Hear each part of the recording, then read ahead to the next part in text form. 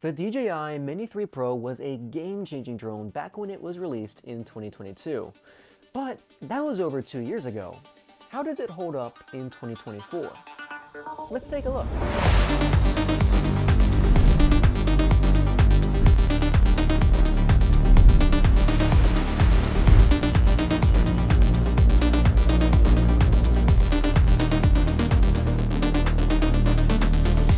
I've been using the DJI Mini 3 Pro since September of 2022. And I got it originally because my Autel Evo, the drone I had been using since 2019, broke, specifically due to the rear left motor failing. Needless to say, I've been with Autel since 2019, and I had reservations about going back to DJI, but Autel just was not competing. Their latest drones still to this day do not compete with DJI, even though they may have been ahead of the curve at the time that I got my Evo. So I had to go and figure out which drone was best for me to buy. And originally I was going to go for the Air 2S, but I went with the Mini 3 Pro for a few different reasons, and I'll explain that through the list of criteria I had for what my next drone was going to be. First and foremost, I wanted a big upgrade with the camera. The Autel Evo could only shoot 8-bit video, and while it could do it up to 4K 60 in a flat/log color profile, it wasn't the greatest. I wanted something that could shoot 10-bit video, and like I said earlier, none of Autel's offerings could even compare. The next thing I wanted was a controller with a built-in screen.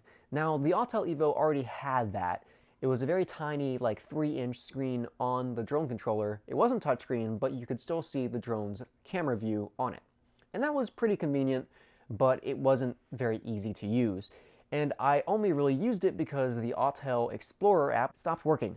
The app was completely broken for months on end, for at least Android users, and I decided, well, I'm just going to fly with the LCD screen because at least I can do that. So that was a nice thing to have, but it wasn't perfect. And I wanted my next drone to have a better and more usable LCD screen, preferably a touchscreen. The next thing I wanted in my next drone was the ability to look upwards with the camera. With the Autel Evo, you are limited from 0 degrees all the way down to 90. You can't go up past the horizon. And that is kind of annoying, especially when you try to film a lot in the mountains and you want to look up and see the dramatic landscapes from a lower angle.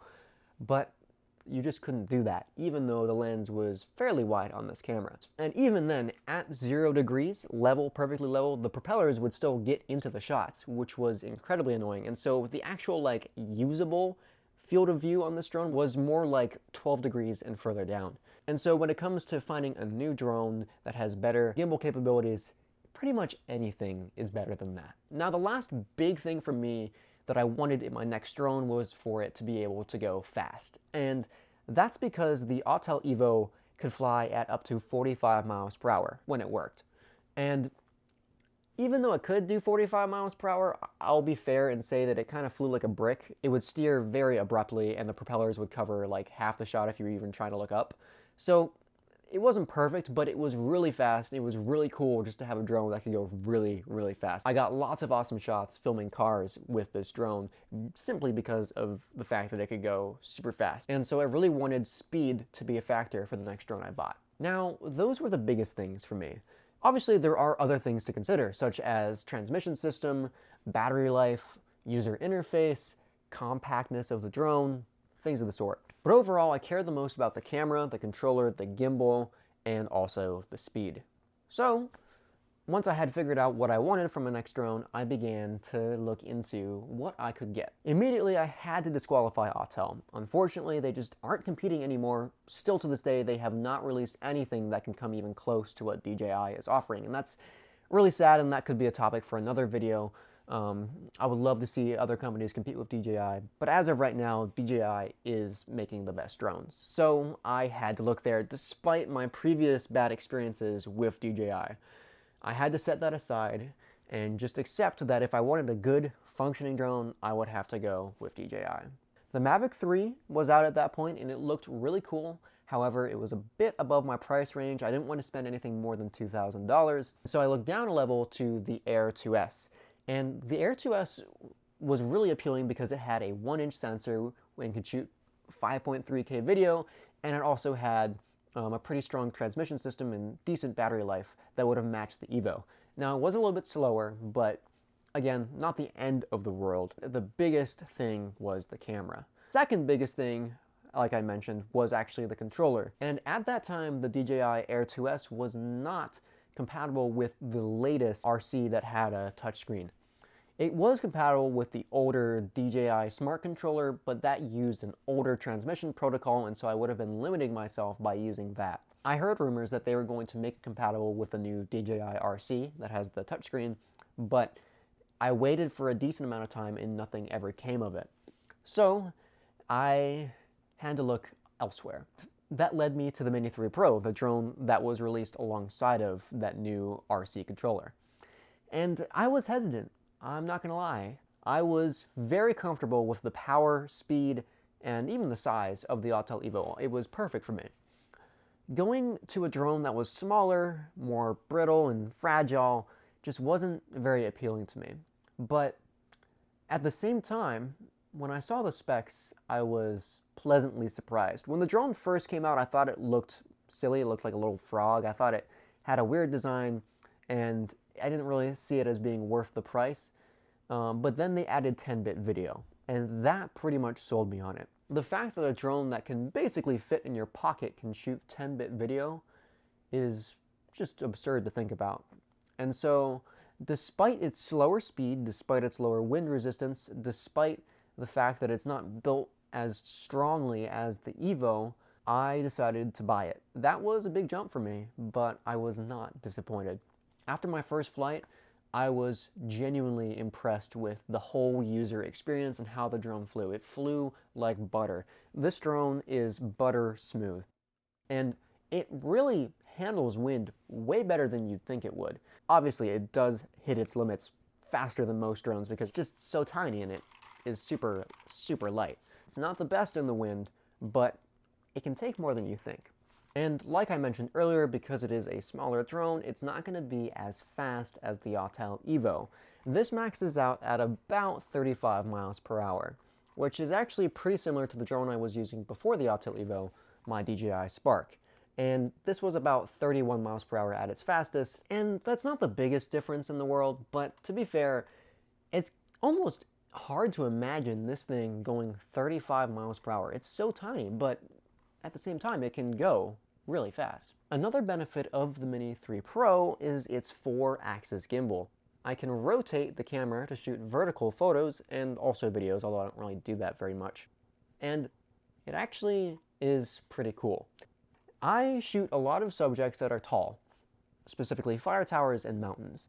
And I didn't even realize how much I was missing by limiting myself to a horizontal perspective with, previous drones. Now that I can shoot vertical photos, it completely changes the game. I've been able to capture really, really epic shots that I couldn't have gotten otherwise without having to do like panoramas, which is possible, but it's kind of cumbersome. Throughout the next year, I used the Mini 3 Pro and put it through its paces. I am a Part 107 certified pilot, so I've used it for professional work, primarily weddings, and then I've also used it for my personal trips and adventures out to the mountains and all over the place. And I've honestly loved it, which I did not expect, but I'm very happy that I do enjoy it because obviously it was a still substantial purchase at the time. And the small size of the drone makes it so easy to carry around, and the controller and batteries also fit just perfectly with it into my bag. It really is a breeze to travel with this thing. And also, because of its size, it is quieter. Like, significantly quieter. My Autel Evo sounded like a lawnmower. This thing just sounds like some bees? I don't know, it's hard to describe, but this is a very, very quiet drone. So that's another great factor of this drone. If you're flying in areas where there's lots of people that may be annoyed by the fact that you're flying a drone, this is a drone that might mitigate that a certain degree. And so overall, I'm very happy and personally satisfied with the Mini 3 Pro. I'm glad I purchased it, and it has served its purpose very well. With that being said, whether or not I would recommend it in 2024 is a difficult question. The reason for that being is that it is no longer the latest drone in that lineup, because the Mini 4 Pro is now out. And overall, it has incremental updates to the Mini 3 Pro, but at the same time, it's substantial. And depending on the circumstances, I would have different recommendations for different people.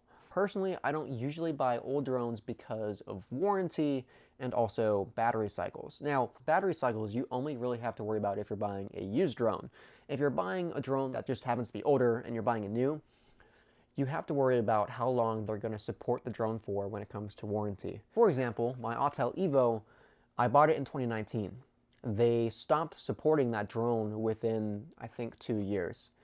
And that wasn't great, because if you want to use a drone for a long time, make the most out of your purchase, you want to make sure that they're going to support it in case you break it and you need to send it in to get fixed. So because of that reason, I always recommend people buy the newest drones.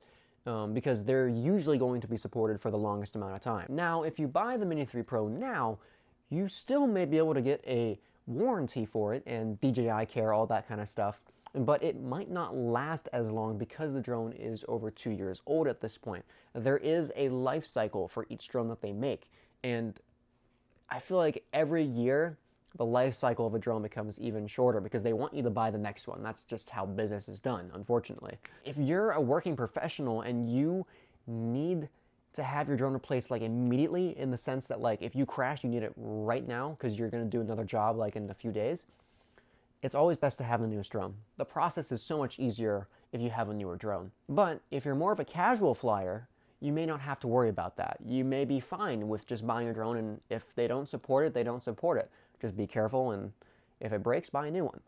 But for a professional like myself, that is not a route I want to go with.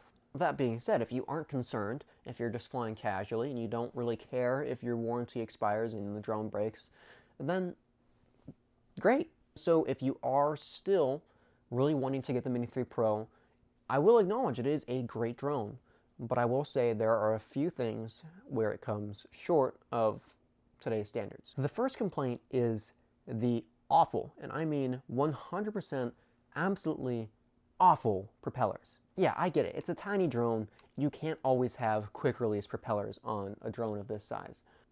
But these propellers screw in directly to the motors, and the screws are ridiculously tiny.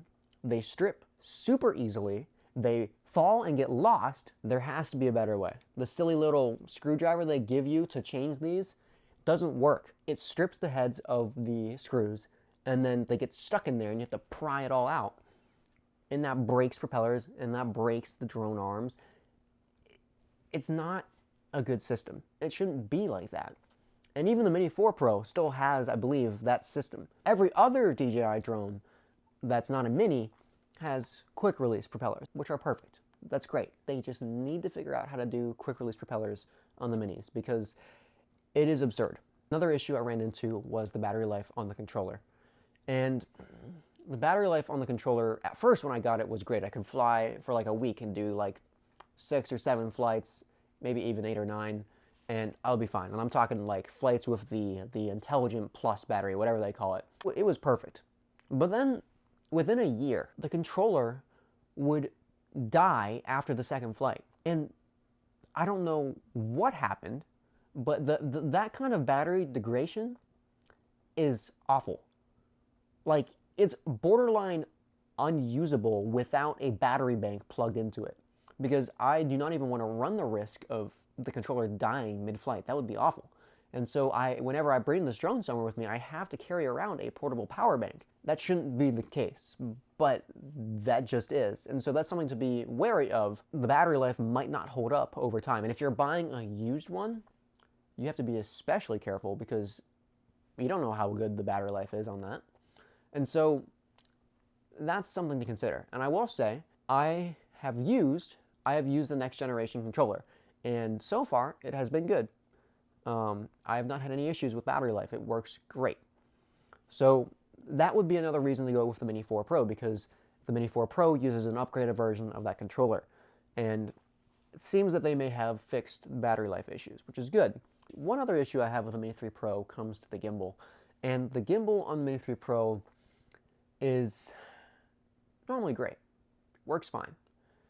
But out of nowhere, within the first year of me using the drone, I had never crashed it. It just started having these random vibrations. It would shake and The frame was wobbly and jittery. And you wouldn't notice it watching on the controller screen. On a large monitor, it would be very noticeable, and that's not cool. And so I had to set it in to get fixed. Even the replacement drone they sent me still did it from time to time. And that, I feel like, shouldn't be happening. And at the time, my propellers were perfect. There were no issues with the propellers. So it's not the propellers. It can be the propellers. The propellers can definitely cause it to happen. It might have something to do with the gimbal design, but that is something to be aware of because that's not really ideal. So those are the cons. And even though it does have some cons, I would still not hesitate to say that the Mini 3 Pro is a great drone. It's just probably better to spend a little bit more money for the Mini 4 Pro. The main difference between the Mini 3 Pro and the Mini 4 Pro is the new controller. The Mini 4 Pro can shoot D-Log M, which is really nice. It's a better log profile than D-City like in the Mini 3 Pro. Even though the footage from the Mini 3 Pro looks great, you have a little bit more dynamic range with the Mini 4 Pro and the Air 3. And then the Mini 4 Pro also has omnidirectional obstacle avoidance. So does the Air 3. And if you're a beginner, that is great to have. It has saved me multiple times with this drone. And the Mini 3 Pro, while it does have front and back obstacle sensors, they don't, cover the whole drone. You would have better obstacle coverage with the Mini 4 Pro than the Mini 3 Pro. And so if you're a beginner and you really want to be safe while you fly, that is another great reason to upgrade. At this point, the Mini 3 Pro, I only use it occasionally as it is no longer my primary drone since I have upgraded to the Air 3. And that's how I know that the new controller is great, because the Air 3 uses the same new controller as the Mini 4 Pro. I've had no issues with the new controller with the Air 3. It has been fantastic. And the whole user experience with the Air 3 is great. And I'm assuming it's similar for the Mini 4 Pro because the Mini 4 Pro runs on the same transmission system, same controller, yada, yada, yada, lots of other things. And that's just what you get when you get a newer drone. It has better performance overall. And so because of that, I would recommend getting the Mini 4 Pro if you have the money. And even if you don't have the money, it's worth saving up a little bit longer to get that. Because at this point, if I was in the same position I was back then, I would have gone for the Mini 4 Pro. But even if after all of that, you still want to get a Mini 3 Pro, you can do so for a great price. On DJI's refurbished website, you can get one for $585 with the touchscreen controller. And like I said about that controller, I don't know how good the refurbished ones are, but that is still a pretty great price. If you want the Mini 4 Pro with the built-in screen controller, then that's closer to $980. So you would be saving a considerable amount of money. Like I said though, if you have the extra money, I would very much recommend the Mini 4 Pro. But for me personally, the peace of mind of having a newer platform is worth the price. And that's where I'm at with the Air 3. And I hope to make a review on this one soon, because I've owned it since October. So stay tuned for that. If you are still rocking the Mini 3 Pro in 2024 and want to share your thoughts in the comments with other people who may be interested in buying one, do be sure to do that. But aside from all of that, my name is Rocco. I hope you enjoyed this video. If you did, you know what buttons to click. I hope you know that Jesus loves you, and I will see you in the next video. Peace!